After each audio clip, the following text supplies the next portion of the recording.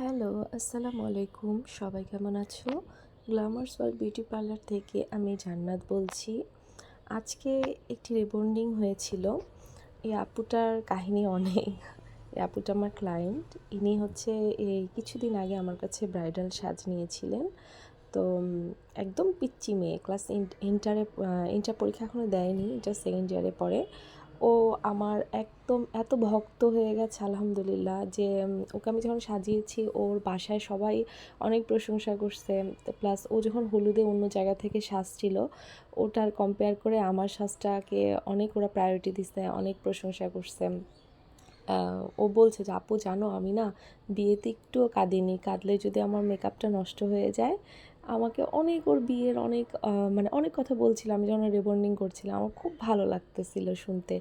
আসলে কাজ তো সবাই করে, কাজকে আসলে ছোট মনে করা উচিত না, যে কোনো কাজকেই আসলে মানে বড় করে দেখা উচিত। আমি যখন বউ সাজাই আমার মানে এই কাজটা অনেক ভালো লাগে, আর আমি মন থেকে সাজাই। আমি কখনোই মানে অ্যামাউন্টের দিকে তাকাই না যে আমাকে কত দিচ্ছে।